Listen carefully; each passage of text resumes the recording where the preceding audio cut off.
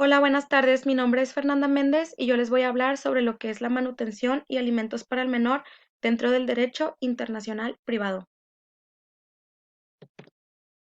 Uno de los derechos humanos de mayor importancia que se les reconoce a los hijos y a cualquier otro niño es el de ser alimentados para poder sobrevivir. En tiempos anteriores, los alimentos se entendían como solo la comida, pero en la actualidad el concepto jurídico de los alimentos es más amplio, porque también abarca el vestido, la escuela, gastos para preservar la salud, habitación y otras cosas que aunque no se mencionan en el Código Civil, también se incluyen como es el transporte escolar, las diversiones, etc. Como antecedente histórico, el derecho a los alimentos es entendido como un derecho humano. En el derecho sustantivo mexicano y en los ordenamientos romano-germánicos, el derecho a los alimentos se trasladó al derecho natural.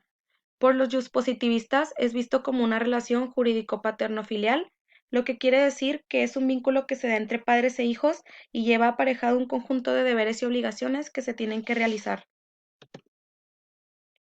En la regulación interna mexicana son pocas las disposiciones relativas a las pensiones alimentarias. Dentro de los acuerdos internacionales suscritos por México encontraremos los siguientes: la Convención de la ONU sobre la obtención de alimentos adaptada en Nueva York, la Convención Interamericana sobre Obligaciones Alimentarias adaptada en Montevideo en 1989, entre otras. Al lado de estos convenios internacionales, destaca la Convención de la ONU sobre los Derechos de los Niños, la Declaración Universal de Derechos Humanos, así como el Pacto Internacional de Derechos Económicos, que circunscriben el derecho a los alimentos y a la manutención al ámbito de los derechos humanos. En el ámbito doméstico, la Constitución mexicana, en su artículo cuarto, fija algunos principios pragmáticos, como por ejemplo, es deber de los padres preservar el derecho de los menores a la satisfacción de sus necesidades tanto físicas como mentales.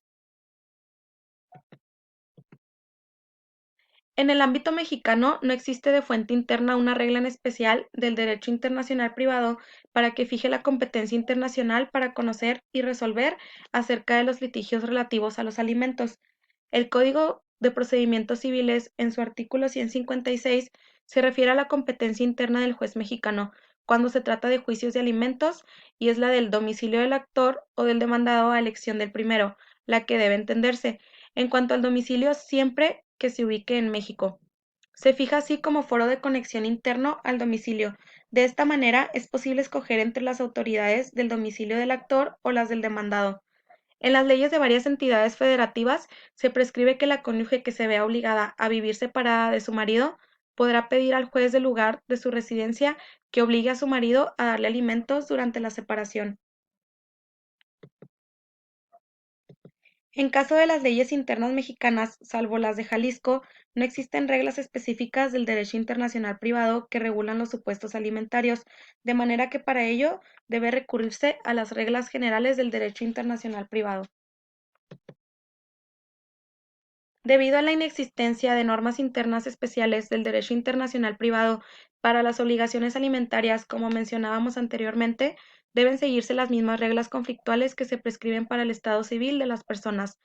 En las leyes de las entidades federativas que siguen la ley domiciliar, la ley aplicable es la del domicilio de las personas. Cuando la Lex Fori sea la designada como en el Distrito Federal, esta será la aplicable.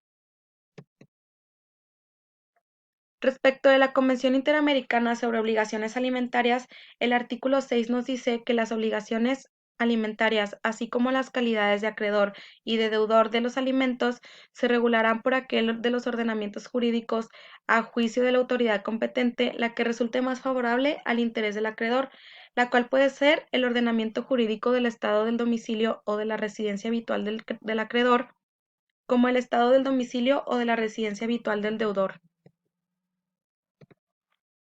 Un aspecto de interés en la elección de la ley aplicable en saber cuál será la que determine quién tiene la calidad de acreedor y deudor alimentista es la identificación de acreedores y deudores. En Uruguay, por ejemplo, la ley interna amplía el derecho de los alimentos a los suegros con la correlativa obligación de los yernos y nueras.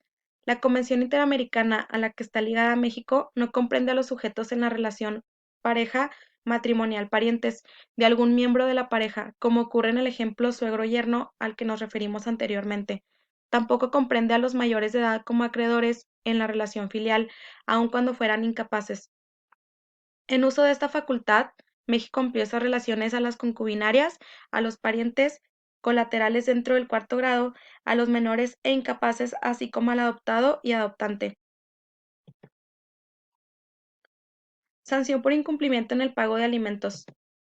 Si un extranjero dejara de cumplir con su obligación de pagar los alimentos, podrá ser sancionado por las autoridades mexicanas con la cancelación de su calidad migratoria.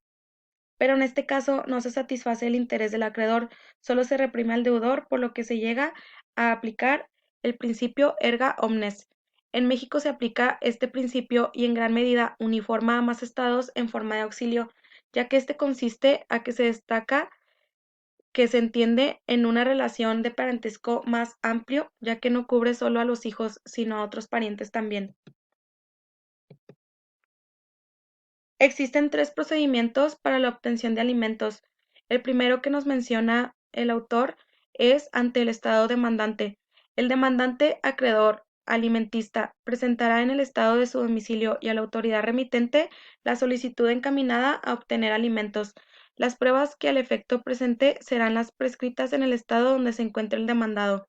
La ley del estado del demandado será la aplicable para justificar la demanda, la forma en que se deberá presentarse la prueba y cualquier otro requisito que esa ley exija. Se anexará también una fotografía del demandante y, de ser posible, otra del demandado, así como un poder en el que el demandante autorice a la institución intermediaria para actuar en nombre propio o para designar a otra persona para que lo represente. Otro segundo procedimiento es ante institución intermediaria. Aquí, al recibir la solicitud de cooperación para la obtención de alimentos, la institución intermediaria, que es la del lugar donde se halla el deudor, procederá a obtener el pago de los reclamados. Podrá hacerlo ya sea mediante una transacción o ejercitando las acciones judiciales necesarias que se lleven a cabo. En México se considera el DIF como una institución intermediaria. Mediante exhorto o carta rogatoria es un tercer procedimiento.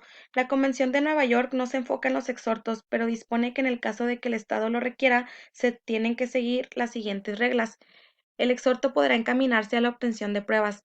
Las partes podrán asistir al procedimiento o estar representadas, y la tramitación del exhorto no dará lugar al reembolso de derechos o costas. Uno de los problemas que no aparecen resueltos en el derecho mexicano consiste en saber cómo se ejecutará el monto de la pensión. Normalmente, en la mayoría de los casos, las autoridades correspondientes se guían por el principio de justicia y equidad para evitar problemas entre las partes. Algunas medidas cautelares para la obtención de pensiones alimentarias son las que refieren al pago o aseguramiento de la pensión. Pueden consistir en asegurar fondos bancarios, sueldos de deudores, exigir el otorgamiento de una garantía e incluso la entrega provisional de la pensión mientras se dicta la definitiva. Estos aspectos, por lo general, están reservados a lo que indique la ley interna que se aplica en México. Existe otra medida cautelar que es en excepción de orden público. Al operador jurídico El operador jurídico debe examinar y relacionarse con el caso de oposición al orden público internacional.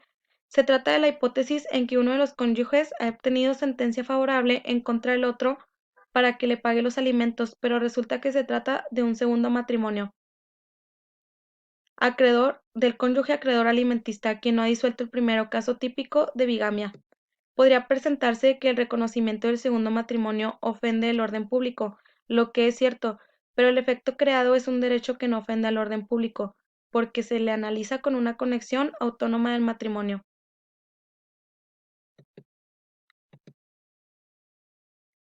En México, los convenios de coordinación entre el gobierno federal y las entidades federativas celebrados en 1994 no solo abarcan las adopciones de menores y la sustracción de estos, sino que también atienden conflictos por pensiones alimentarias para hacer frente a problemas internacionales.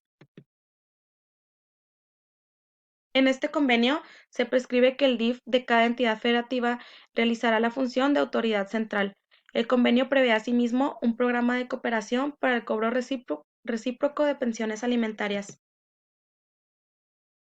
Para ello, la Secretaría de Relaciones Exteriores canalizará al DIF estatal todo tipo de peticiones o resoluciones provenientes del extranjero a fin de que esta institución logre ante los tribunales locales el pago de las pensiones necesarias.